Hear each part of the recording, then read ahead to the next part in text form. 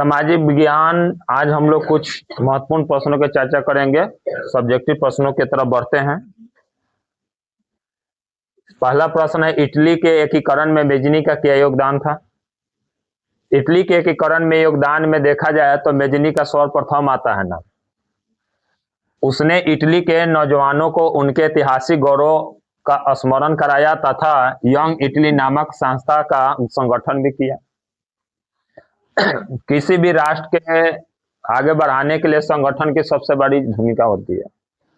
कोई भी समाज को आगे बढ़ाने के लिए भी संगठन की सबसे बड़ी भूमिका होती है। जबले संगठन नहीं बनेगा तबले एकजुट लोग नहीं होंगे, एकजुट नहीं होंगे तो कोई भी संस्था संचालित नहीं होगा। जब एक मामूली सा सरस्वती पूजा हम लोग करते हैं तो एक संगठन बैठाते हैं, उसमें एक मेन सदस्य बनाते हैं, दो और उसका सचिव सदस्य बनाते हैं, जिससे आसानी से सरस्वती पूजा का निपटान किया जा सके। और नहीं तो पता नहीं चलेगा संस्था का मालिक कौन है। तो लोगों को बिटोरने के लिए संगठन की बड़ी आवश्यकता होता है।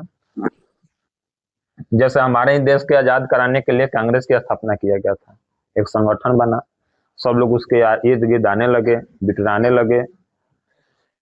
वह गणतांत्रिक विचारों के समर्थक थे। वह संपूर्ण इटली का एकीकरण कर उसे गणराज्य बनाना चाहता था। लेकिन जब ऑस्ट्रेलिया ने इटली में चल रहे जनवादी या जन आंदोलन को दबा दिया तो मेजनी को वहां से भागना पड़ा। ठीक, जन आंदोलन दबा दिया गया। अगला क्वेश्चन है,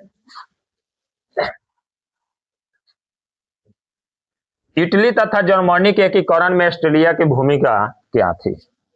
ऑस्ट्रेलिया की भूमिका देखा जाए तो 17वीं शताब्दी में बहुत से फ्रांसीसी व्यापारी पादरी हिंदी चीन पहुंचे और 1747 ईस्वी के बाद से फ्रांस अन्नाम में रुचि लेने लगा और 1787 में ही कोचिन को चीन के शासक के साथ संधि का मौका मिला।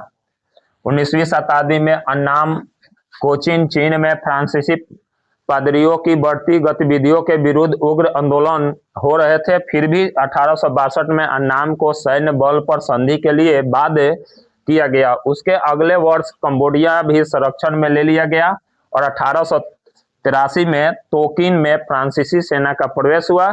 इसी तरह 20वीं शताब्दी के आरंभ में संपूर्ण हिंद चीन फ्रांस की अधीनता में आ गया।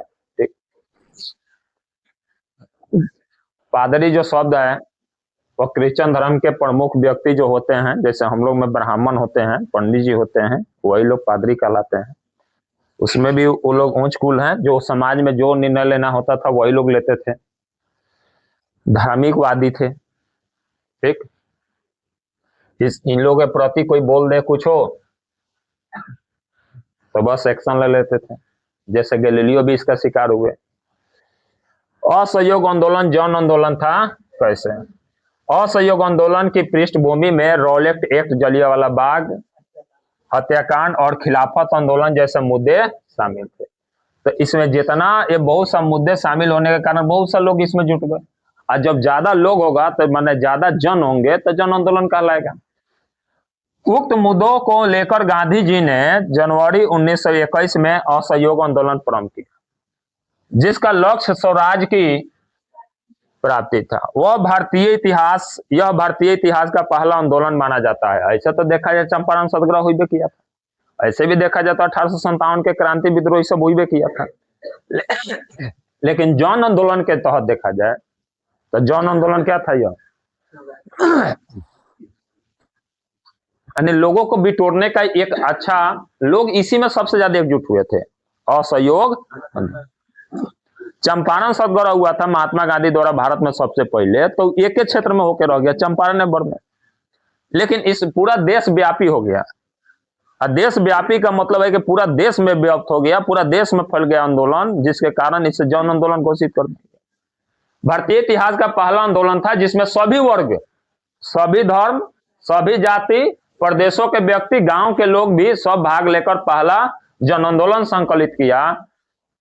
इसके अंतर्गत संपूर्ण भारत में अंग्रेजी तथा अंग्रेजी प्रशासन के साथ कई तरीकों से असहयोग का रास्ता अपनाया गया और भारतीय जनता के बीच सभी स्तरों पर सहयोग को प्रोत्साहन दिया बाद में असहयोग आंदोलन स्थगित कर दिया गया चौरी चौरा कांड होने के एवज में।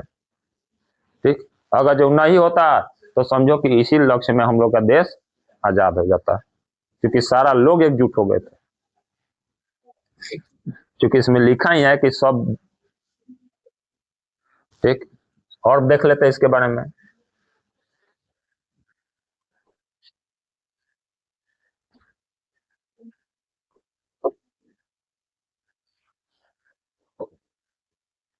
असहयोग आंदोलन,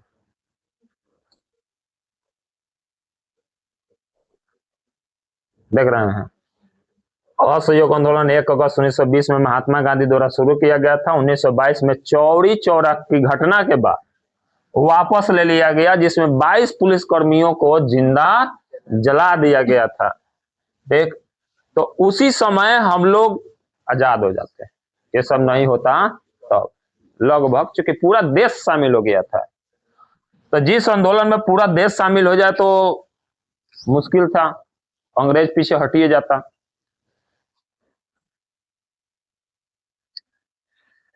उन्नीस ईस्वी के आर्थिक संकट के किन्हीं 3 कारकों का संक्षिप्त में विवरण देना है। 1929 के आर्थिक संकट के 3 कारक है। कृषि क्षेत्र में अति उत्पादन, उस समय खेती बाड़ी में इतना अनाज उत्पादन नहीं होता था। ठीक, वहां दुइये गो लक्ष्य था, एगो लगान दे देना है, एगो खाने भर उपजा लेना है। उसके बाद कोई टेक्नोलॉजी नहीं था, कोई तकनीक नहीं था। अब सोचिए, गेहूं हो भी जाए तो उसको बैल से रौंद रौंद के दौनी कराना, लाबदा से थूर थूर के दौनी करना। ठीक, उसके बाद धान बो भी दे रहे हैं तो ढेकी से पानी पटाना। आज जैसा व्यवस्था तो आए नहीं, उबीच उबीच के पानी पटाना है, कितना समय लगेगा समझिए। प्रथम विश्व युद्ध के बाद कृषि उत्पादों में भारी वृद्धि हुई तथा कीमतें घट गई, जिससे उनका खरीदार नहीं रहा। अब कह रहा है कि प्रथम विश्व युद्ध हुआ तो उस समय खेती सबसे ज्यादा अनाज उत्पादन हो गया। अनाज उत्पादन हो गया तो कोई खरीदार नहीं रहा, तो अनाज घरे रह गया, तो किसानों को फायदा नहीं हुआ, तो इससे वो आर्थिक संकट हो गया। दूसरा, उपभोक्ता की कमी, गरीबी के कारण अन्य उत्पादों की बिक्री भी कम हो गई। अब लोग के पास रुपया नहीं होगा तो और सब सामान भी नहीं खरीदेगा, और सामान नहीं खरीदेगा तो अर्थव्यवस्था चलेगा कैसे। अगला, अमेरिकी पूंजी के प्रवाह से में कमी। अब कहने का मतलब है, आज भी देखो तो अमेरिके पर डिपेंड है पूरा दुनिया, ऐसे समझो। उसका रुपया भागे तभी देश पूरा भागे, वर्ल्ड भागेगा आगे, नहीं तो स्लो होगा। जब अमेरिका में आर्थिक मंदी हो जाएगा तो पूरा दुनिया देखा जाए तो सब क्या होगा, डाउन हो जाएगा। क्योंकि आज भी संचालन पूरे विश्व को अमेरिका लगभग करता है। ठीक, आज भी देखा जाए तो वही सब का डॉलर से सब जगह का रुपया का कंपेयर किया जाता है। डॉलर से ही जितना देश है उसके रुपया का कंपेयर किया जाता है। ठीक, भारत का भी रुपया डॉलर के कंपेयर में कम है। ठीक, डॉलर का वैल्यू ज्यादा है और रुपया का वैल्यू 1928-29 में मध्य में अमेरिकी विदेशी कर्ज में भारी गिरावट आई। इससे अमेरिकी कर्ज पर आश्रित राज्यों के लिए संकट उत्पन्न हो गए। बहुत से देश आज भी अमेरिका पर निर्भर है। अगला क्वेश्चन है, किन्हीं 2 प्रवर्धनों का जिक्र करें जो भारत को धर्मनिरपेक्ष देश बनाता। हमारे देश में धर्मनिरपेक्ष शासन की स्थापना के लिए कई प्रवर्धन है। जैसे संविधान में हर नागरिक को स्वतंत्रता दी गई है कि कहीं भी जा सकते हैं, कहीं भी पूजा कर सकते हैं, अपनी आस्था को कहीं भी बोल प्रचार कर सकते हैं। यह स्वतंत्र दी गई है कि अपने विश्वास से वह किसी भी धर्म और अंगीकार कर सकते हैं, कोई भी धर्म मान सकता है, स्वतंत्र बड़ा जबरदस्ती ने। इस आधार पर उसे किसी अवसर से वंचित नहीं किया जा सकता। धर्मावलंबी को अपने धर्म का पालन करने अथवा शांतिपूर्ण ढंग से प्रचार करने का अधिकार है। आप कहीं भी अपने धर्म का प्रचार कर सकते हैं। इसके लिए वह शिक्षण संस्थाओं को स्थापित और संचालित भी कर सकता है, यानी उसके लिए अपने धर्म के प्रचार के लिए अपना शिक्षा संस्था भी बना सकता है, जैसे मदरसा बना। हम लोग के लिए अगर देखा जाए तो संस्कृति बहुत सारे से आश्रम बना के चलाया जाता है क्लास। अब यहाँ तो नहीं है, लेकिन छपरा में एक है, ठीक, राम जानकी आश्रम, उसमें पढ़ाया जाता है। ठीक, हमारे संविधान के अनुसार धर्म के आधार पर किसी प्रकार का भेदभाव असंवैधानिक घोषित किया गया है कि आप धर्म लेके भेदभाव नहीं कर सकते हैं। ये सब स्वतंत्रता है, कहीं भी जाके पूजा पाठ कर सकते हैं, ये भी स्वतंत्रता है। अगला है, दोनों क्वेश्चन इंपॉर्टेंट है जो बहुत एग्जाम में पूछा जाता है।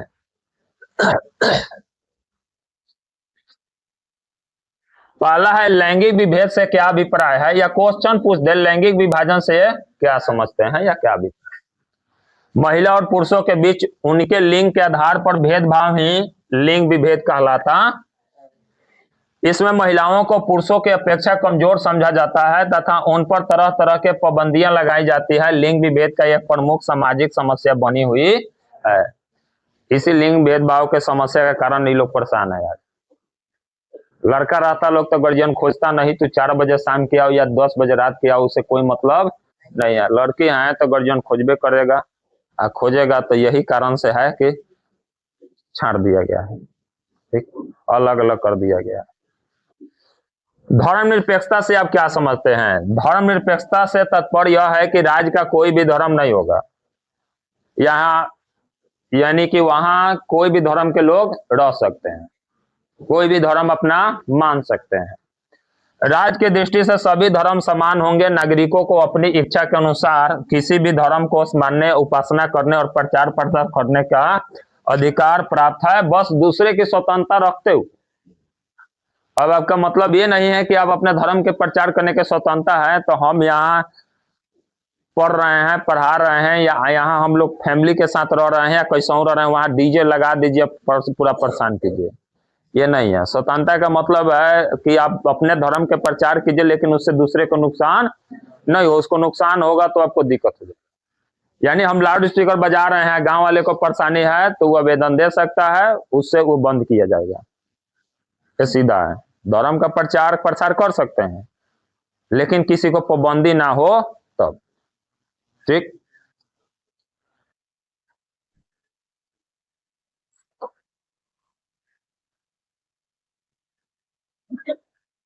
अब यही बताए हैं। अगला क्वेश्चन है, सांप्रदायिकता लोकतंत्र के लिए खतरा किस प्रकार है। सांप्रदायिकता से लोकतंत्र को भी विभिन्न प्रकार के खतरा पहुंचता है। अनेक धार्मिक समुदाय अपनी अपनी प्रमुखता रखना चाहते हैं, जैसे अब वही भारत में चलता है कि हमर धर्म महान तो हमर धर्म महान, हमर धर्म अच्छा तो हमर धर्म अच्छा। संप्रदाय के आधार पर राजनीति में लोग गोलबंदी करने लगते हैं, तो बात ये भी सही है कि हमारा धर्म का है, हम इसी को वोट देंगे या हम इसी को वोट दिवाएंगे, ये सब गोलाबंदी होने लगा। संप्रदाय के आधार पर लोग राजनीति में हिंसा, दंगा, नरसंहार करने और करवाने लगते हैं, जैसा अभी बंगाल में हुआ था। और वहीं एक 7 सिस्टर के लड़का था, उसको इधर के नहु मार और दिया है सब पीट पाट के। हिंदुए धर्म का लड़का था, हिंदुए सब पीटा है। ये सांप्रदायिक दंगे ना है कि तुम उस क्षेत्र के हो, हम इस क्षेत्र के हैं, या तुम उस धर्म के हो, हम इस धर्म के हैं, ठीक। उपयुक्त विवेचना के आधार पर हम कह सकते हैं कि सांप्रदायिकवाद लोकतंत्र के लिए खतरा है, ठीक। सांप्रदायिकता लोकतंत्र के लिए क्या है, खतरा है, सांप्रदायवाद, ठीक है। आतंकवाद लोकतंत्र की चुनौती है कैसे, तो यह एक चुनौती है। आतंकवाद लोकतंत्र की चुनौती है, स्पष्ट करें तो आतंकवाद निश्चय ही लोकतंत्र की चुनौती है, ठीक। बढ़ता ग्रीन तो ध्यान दिले रहिए ना, तो आवाजें कट जाए। लोकतंत्र की चुनौती है, किसी भी देश में लोकतंत्र के आतंकवाद दोनों एक साथ नहीं चल सकते। लोकतांत्रिक शासन स्थिर शासन की पहचान है, जबकि आतंकवादी कब कहां क्या कर बैठेगा इसका कोई निश्चित नहीं रहता। ऐसा नहीं है कि केवल भारत ही आतंकवाद से परेशान है, बहुत सा देश परेशान है। विश्व का सबसे बड़ा और सबसे पुराना लोकतांत्रिक देश संयुक्त राज्य अमेरिका भी परेशान है।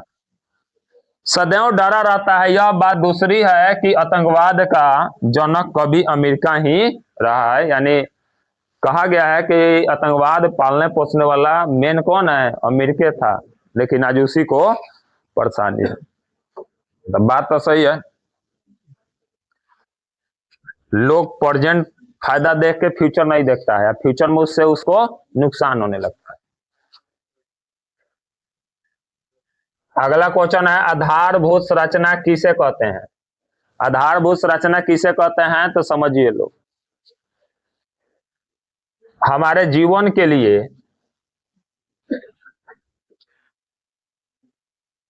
साधारण रूप से जो प्राप्त हो और जिससे प्राप्त हो वही आधारभूत संरचना कहलाता है।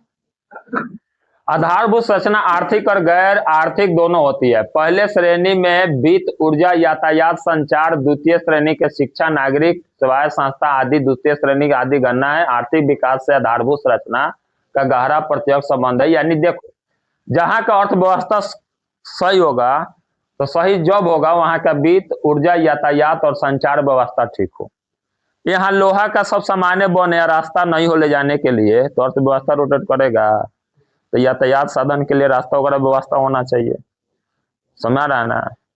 उसके बाद संचार, मतलब संचार का मतलब प्रचार प्रसार हो, इसका यहाँ चीज बन रहा है, यहाँ निर्माण हो रहा है, ये भी जरूरी है।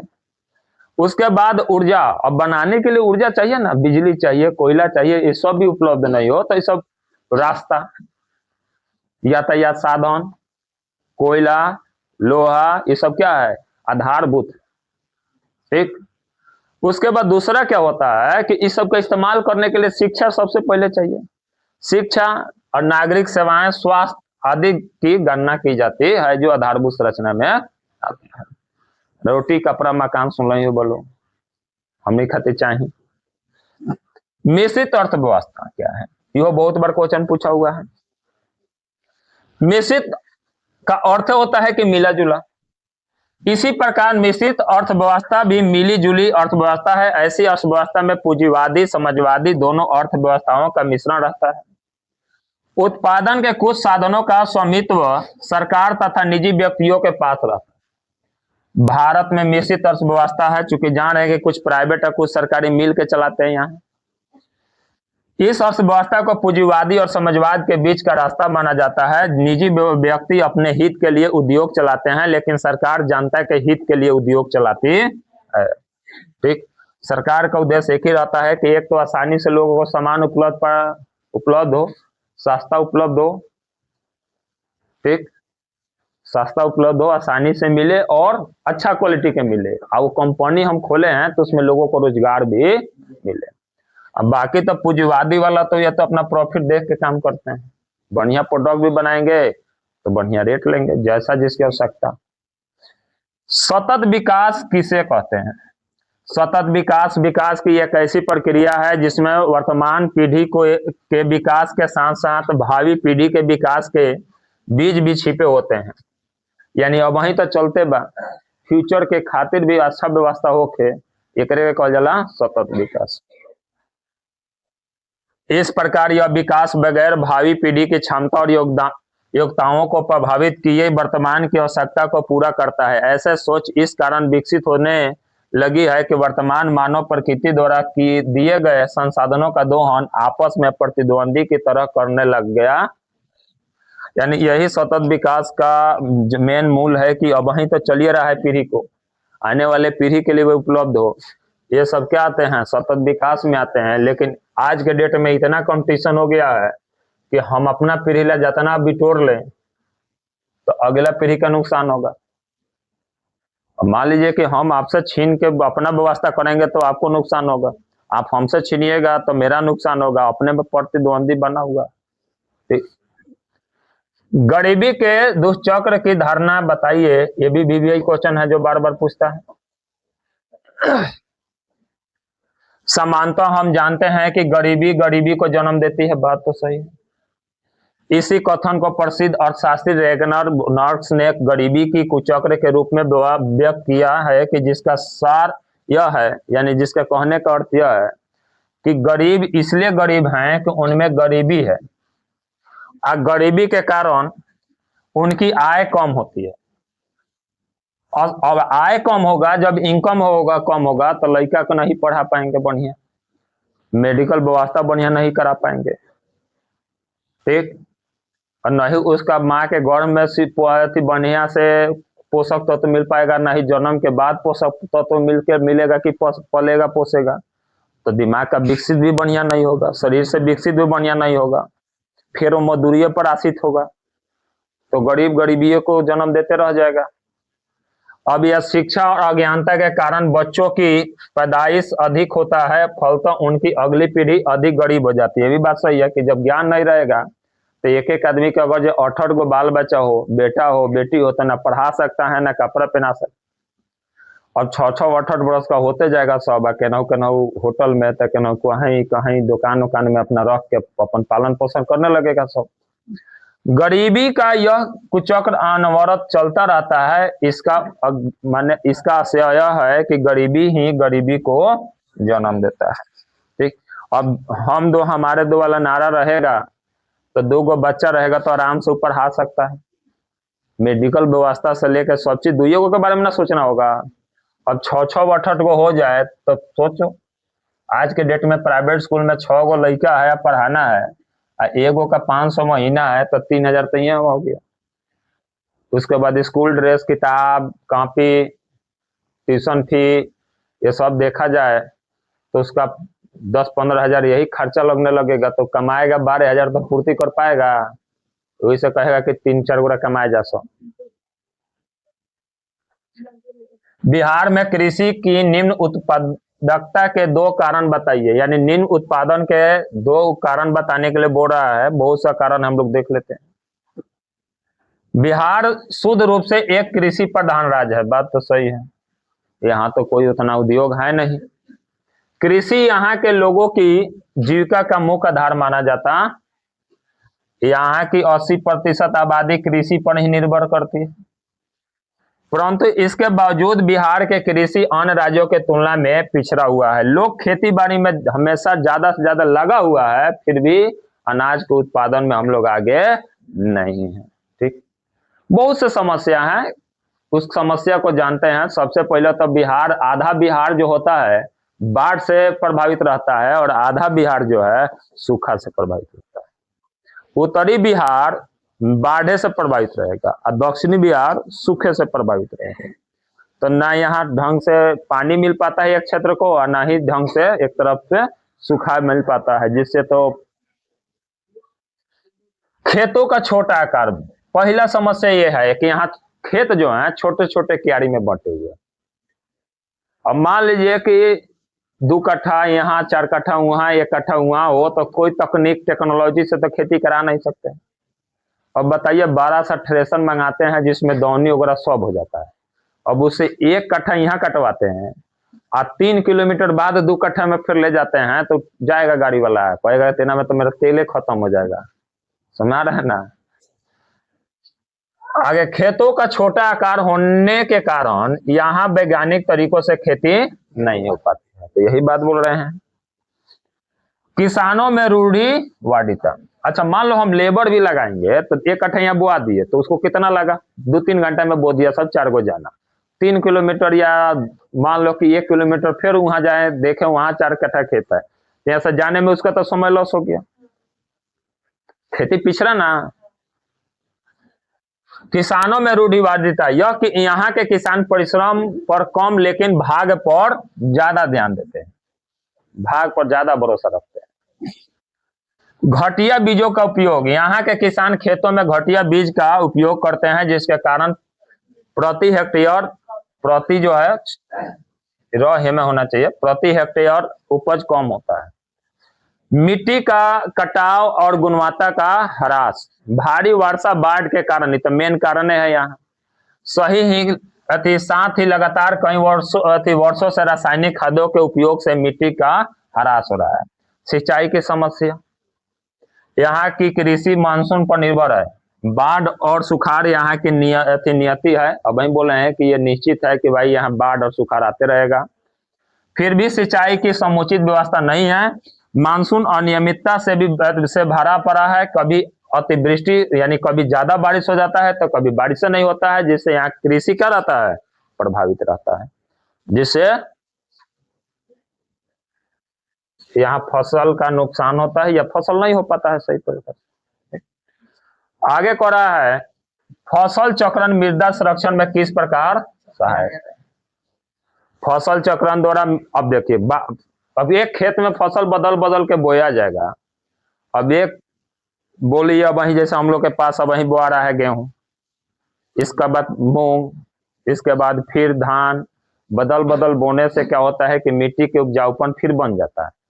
क्योंकि आप लोग भी जानते हैं कि गेहूं के लिए अलग खनिज पदार्थ चाहिए, धान के लिए अलग, और सबसे मेन पॉइंट है नाइट्रोजन, जो दलहन फसल बोने से पूर्ति होता है। ठीक, तो फसल चक्रण द्वारा मृदा के पोषणीय स्तर को बरकरार रखा जा सकता है। गेहूं, कपास, मक्का, आलू आदि को लगाकर और उगाने में मृदा में ह्रास उत्पन्न होता है। इस तिलहन दलहन पौधे की खेती के द्वारा पुनः प्राप्त किया जा सकता है। इससे नाइट्रोजन का स्थिरीकरण हो जाता है, जिससे फिर हमारा खेत का उपजाऊपन बना रहता है। अगला है आपदा से क्या समझते हैं। ठीक, आपदा से क्या समझते हैं, तो अचानक होने वाले ऐसे विनाशक और विध्वंसक घटना जिसमें जान माल की भारी क्षति हो, उसे आपदा कहते हैं। आपदा दो प्रकार की होती है, एक प्राकृतिक, एक मानवजन्य। प्राकृतिक आपदा का मतलब हो गया बाढ़, सुनामी, सुखाड़, ठीक, भूकंप।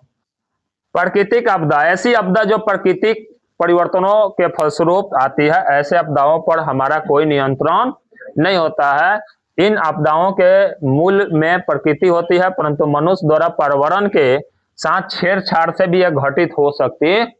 इसके घटने को बढ़ावा मिलता है, जैसे भूकंप, भूस्खलन आदि, बाढ़, सुनामी सब इसके मुख्य कारण है। अब प्लेग, डेंगू, मलेरिया जैसा विभिन्न महामारी भी प्राकृतिक आपदा के अंतर्गत आता है, लेकिन इसको फैलाने में मनुष्य का योगदान ज्यादा रहता है। ठीक, मानव जनित आपदा वैसी आपदाएं जो मानव निर्मित हो या मानव द्वारा कराया जाता हो, इसे कहेंगे मानव जनित आपदा। जैसे कहीं दंगा करा दिया गया, कहीं गैस रिसर्व हो गया, जैसे भोपाल गैस त्रस्ती हुआ था, जैसे प्रदूषण, जैसे आतंकवाद, जैसे कोई बायोलॉजिकल बम फेंक दिया गया, यानी कि जैसे बैक्टीरिया जीवाणु वाला कहीं बम पटक दिया गया, पानी में डाल दिया गया, पानी जितना लोग पिया बीमार पड़ गया। ठीक, जैसे कोरोना विस्फोट हुआ था, वहीं बम तो नहीं गिराया गया था, लेकिन देखो तो कोरोना विस्फोट ना हुआ था एक तरीका से। जैविक अस्त्रों का इस्तेमाल किया जाता है, ये सब क्या है, प्रकृति मानव जनित। ठीक, तो चमगादड़ से आया, तो इससे आया, उससे आया, बहुत अलग हुआ। आपदा प्रबंधन की आवश्यकता क्यों है, ये तो मेन चीज है। अगर जो आपदा प्रबंधन नहीं करेंगे तो हमेशा आपदा से परेशान रहेंगे। करे आपदा प्राकृतिक हो या मानवकृत, इसका सीधा असर जनजीवन पर पड़ता है। आपदा के कारण धन जन की व्यापक हानि होती है तथा राष्ट्र का विकास भी दुष्प्रभावित होता। अतः यह आवश्यक है कि आपदा का प्रबंधन किया जाए। यह प्रबंधन आपदा पूर्व और आपदा के पश्चात दो प्रकार का होता है। एक आपदा आने से पहले, यानी जान रहे हैं कि बिहार में बाढ़ आता है, कहाँ कहाँ नदी में बाढ़ आने की संभावना है, उसका बांध का मरम्मत पहले ही करा दें। और दूसरा, अगर जबकि ना गलती से टूट भी जाए बांध, तो उसके लिए पहले तैयार रहें कि हम उधर व्यवस्था रखेंगे। जैसे देखिएगा, जैसे बरसात आने लगता है, वैसे हमारे आसपास में जो नदियां हैं उसके तटबंध का निरीक्षण शुरू हो जाता है। और जिधर तिधर लेबर को लगा के सिर में बालू भर भर के बोरा में पैक करके रखा जाता है कि कहीं बांध काटा या कहीं मिट्टी का कटाव ज्यादा करने लगा तो उसको डाला जाता है। ठीक, पहले ही से अपना, और नहीं तो जब बांध तोड़ने पर आ जाए उस समय लेबर खोजिएगा तो मिलेगा बालू भरने के लिए। तो ये सब पहले से भी, उसके बाद दवा का व्यवस्था रखना, संचार व्यवस्था कैसे बचा के रखना, ये सब पर ध्यान रखा जाता है। तो एक आपदा से पहले, एक आपदा के बाद। यह आपदा प्रबंधन पूर्व और आपदा पश्चात दो प्रकार के होता है। आपदा प्रबंधन हेतु व्यवस्था पंचायत स्तर से लेकर प्रखंड, जिला स्तर, राज्य और राष्ट्रीय स्तर तक की जानी चाहिए। इस प्रकार आपदा प्रबंधन का मूल उद्देश्य आपदा के समय या पश्चात परेशानियों से निकलना है। ये अंतिम है। इसी के साथ आज का हम लोग सोशल साइंस के कुछ प्रश्नों का डिस्कशन समाप्त करते हैं। फिर कल साइंस के बहुत से इंपॉर्टेंट प्रश्न के बारे में चर्चा करेंगे। ठीक।